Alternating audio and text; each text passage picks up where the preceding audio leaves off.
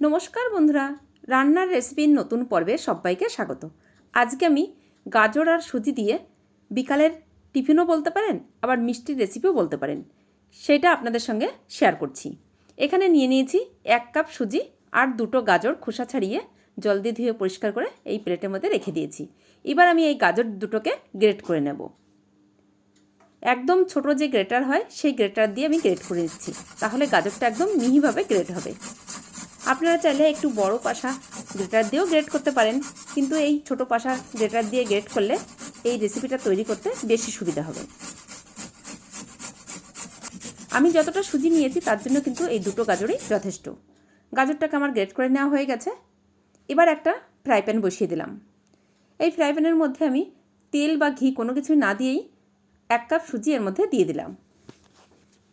এবার সুজিটাকে একদম মিডিয়াম টু লো ফ্লেমে কিছুক্ষণ নাড়াচাড়া করে ভেজে নেব। আর এইভাবে মিডিয়াম টু লো ফ্লেমে ভাজতে ভাজতে এই সুজিটা থেকে যখন একটা মিষ্টি গন্ধ বের হবে, তখন আমি এর মধ্যে দিয়ে দিচ্ছি 2 চামচ মতন ঘি। ঘিটাকে দিয়েও ভালো করে সুজির সঙ্গে নেড়ে মিশিয়ে নিচ্ছি। আর ঘিটা দেওয়ার পরেও আরও 2-3 মিনিট সুজিটাকে মিডিয়াম ফ্লেমে ভেজে নেব। সুজিটাকে আমার ভেজে নেওয়া হয়ে গেছে। এবার আমি সুজির মধ্যে দিয়ে দিচ্ছি 1 কাপ লিকুইড দুধ। যতটা আমি সুজি নিয়েছিলাম ততটাই কিন্তু প্রথমে দুধ দিয়ে দিলাম। প্রথমে নাড়াচাড়া করে নেব, যদি লাগে পরে আবার দুধ এর মধ্যে অল্প পরিমাণে অ্যাড করব। আমি যে কাপ মেপে সুজি নিয়েছিলাম সেই কাপেরই 1 কাপ মতন দুধ দিয়ে দিলাম। এবার এর মধ্যে দিয়ে দিচ্ছি সেই গ্রেট করা গাজর। গাজরটাকে দিয়েও সুজির সঙ্গে নেড়ে মিশিয়ে নিচ্ছি। নাড়তে নাড়তে আমার মনে হচ্ছে আরও কিছুটা দুধ দেওয়ার প্রয়োজন, তাই আমি এর মধ্যে আরও অল্প পরিমাণে দুধ অ্যাড করে দিলাম। যে কাপ মেপে সুজি আর দুধ দিয়েছিলাম আগে, সেই কাপেরই 1/4 কাপ মতন দুধ আরও দিয়ে দিলাম।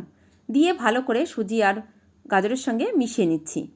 ভালোভাবে মিশাতে হবে একটু সময় নিয়ে, যাতে করে সুজি আর গাজরটা একসঙ্গে ভালোভাবে মিশে যায়। আর এই সময়ও কিন্তু ওভেনের ফ্লেমটাকে একদম লোতে করে দিতে হবে। সুজির সঙ্গে গাজরটাকে ভালো করে মিশিয়ে নিয়ে স্বাদ মতন দিয়ে দিলাম লবণ। আর দিয়ে দেবো মিষ্টির জন্য 3 চামচ মতন চিনি। আপনারা যেরকম মিষ্টি খাবেন সেই পরিমাণে কিন্তু চিনিটা অ্যাড করতে পারেন। লবণ আর চিনিটাকে দিয়েও ভালো করে গাজরের সঙ্গে আর সুজির সঙ্গে মিশিয়ে নিচ্ছি। ওভেনের ফ্লেমটাকে একদম লোতে করে দিয়ে এই সুজির সঙ্গে চিনি আর লবণটাকে মিশিয়ে নিতে হবে। আর চিনিটা দেওয়ার পরে এটা কিন্তু একটু জল ছাড়তে শুরু করবে।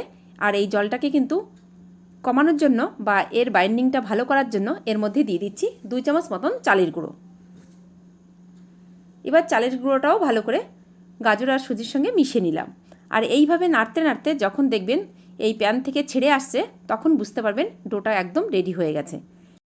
ডোটা কিন্তু একদম রেডি হয়ে গেছে, আপনারা দেখে নিশ্চয়ই বুঝতে পারছেন। এবার আমি প্যান থেকে তুলে একটা প্লেটের মধ্যে নিয়ে নিচ্ছি। প্লেটটার মধ্যে আগে আমি ঘি ব্রাশ করে রেখেছিলাম, সেটা দেখাইনি। এবার এইভাবে একটু সমান করে নিচ্ছি। আমি চৌকো শেপ দিয়ে হাত দিয়ে একটু সমান করে নিচ্ছি। এটা কিন্তু গরম থাকা অবস্থায় সমান করে নিতে হবে। এবার এই ডোটাকে একটু ঠান্ডা করে নিয়ে একটা ছুরির মধ্যে একটু ঘি লাগিয়ে চৌকো চৌকো শেপ দিয়ে একটাকে আমি কেটে নিচ্ছি। এই কাজটা কিন্তু ঠান্ডা হলেই বেশি ভালো হবে। আমি এখানে 10-12 মিনিট রেখেছি, খুব বেশি ঠান্ডা হয়নি, হালকা একটু গরম গরম আছে, তাই কিন্তু ছুরির গায়ে আটকে যাচ্ছে। আর সেই কারণেই ছুরির গায়ে বারবার ঘি লাগিয়ে আমি ডোটাকে পিস পিস করে কেটে নিচ্ছি। আপনারা চাইলে এর থেকে বেশি সময় রেখে একেবারে ঠান্ডা করে এইভাবে শেপ দিয়ে নিতে পারেন। আমি এখানে চৌকো শেপ দিচ্ছি, আপনারা চাইলে বরফির শেপও দিতে পারেন।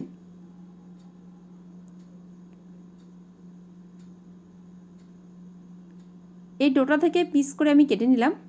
এইগুলোকে এবার একটু ছাড়িয়ে নিচ্ছি হাত দিয়ে। সবগুলো ছাড়িয়ে নিয়ে এবার একটা কড়াই বসিয়ে দিলাম। কড়াইয়ের মধ্যে দিয়ে দিচ্ছি রিফাইন অয়েল। এবার তেলটাকে ভালো করে গরম করে নিয়ে তারপর এক এক পিস করে তেলের মধ্যে ছেড়ে দিচ্ছি। একসঙ্গে সবগুলো ভাজবো না, অল্প অল্প করে দিয়েই 2-3 ব্যাচে এইগুলোকে ভেজে নেব। আর এটা দেওয়ার সঙ্গে সঙ্গেই কিন্তু উল্টাতে যাবেন না, কিছুক্ষণ ভাজা হওয়ার পরে কিন্তু এটাকে উল্টে দেবেন। আমার চ্যানেলে নতুন বন্ধু হলে চ্যানেলটাকে সাবস্ক্রাইব করার অনুরোধ রইল। পাশে থাকা বেল আইকনটিকেও ক্লিক করে দেবেন। যখনই আমার চ্যানেলে নতুন কোনো ভিডিও আপলোড করব সবার আগে নোটিফিকেশন পৌঁছে যাবে আপনার কাছে। আর যদি আপনি এই ভিডিওটি আমার ফেসবুক পেজে দেখে থাকেন অবশ্যই কিন্তু আমার ফেসবুক পেজটাকেও ফলো করে দেবেন। এক সাইড একটু শক্ত হয়ে আসলে এটাকে আমি উল্টে দিচ্ছি। এইভাবে উল্টে পাল্টে হালকা একটু ব্রাউন হলে এগুলোকে তুলে নেব। আমি এখানে পুরোটাই রিফাইন অয়েলে ভাজছি। আপনারা যদি ঘিয়ের ফ্লেভারটা স্ট্রং রাখতে চান বা বেশি করে পেতে চান তাহলে এই রিফাইন অয়েলের মধ্যে 2 চামচ মতন ঘি দিয়ে দেবেন, তাহলে কিন্তু এর ফ্লেভারটা আরও ভালো আসবে।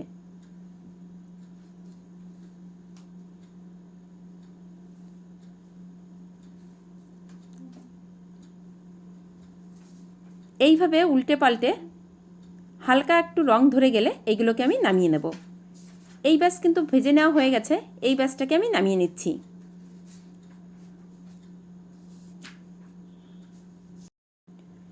যেহেতু এইগুলোর কালারই অরেঞ্জ কালার হয়েছিল তাই একটু পোড়া পোড়া করেই আমি ভেজে নিলাম, যাতে করে কালারটা বোঝা যায় যে ভাজা হয়েছে। আপনারা চাইলে এর থেকে লাইট করেও কিন্তু ভেজে নিতে পারেন। এই ব্যাচের সমস্তগুলো তেল থেকে আমি তুলে নিলাম। একইভাবে আমি বাকি ব্যাচটাকেও ভেজে নেব।